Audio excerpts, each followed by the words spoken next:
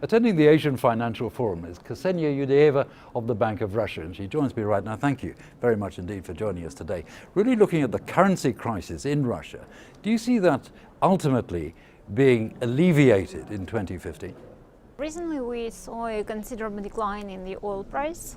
It declined by about 60%, so certainly it affected Russian economy and Russian currency because Russian economy depends on oil and on rather raw materials quite significantly.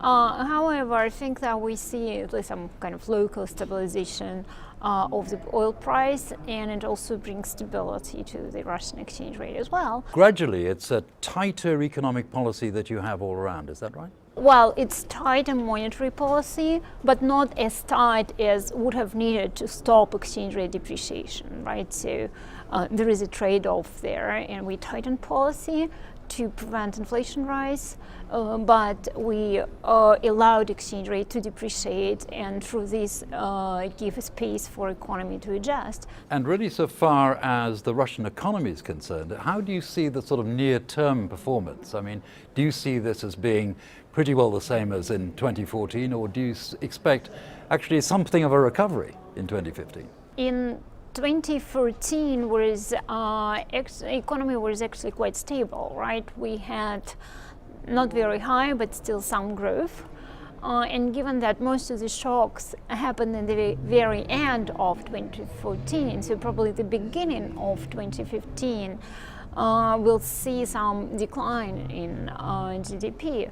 But what we think is that it will be much milder than at the end of 2008 to 2009, because if you remember, then Russia had quite a significant recession, right? The overall decline into 2009. Ksenia, bringing you now to Asia, and you're here at the Asian Financial Forum, what is the sort of investment outlook that you have for this part of the world, particularly through Hong Kong, for Russian investment actually? Well, I actually think that this is the right moment for Russian and Asia, particularly financial markets in Russia and Asia, to sort of turn faces to each other, right? Because Russian companies haven't really explored the financial market in Asia in the last, 5 to 10 years. Russian companies were much more active in Europe.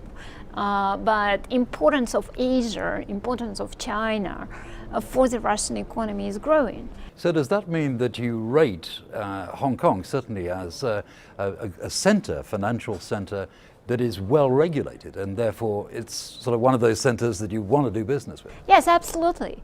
We view it as one of the global centers, and the center with a huge potential, and we would like to explore the possibilities of full integration with Asia and more cooperation with Hong Kong in particular.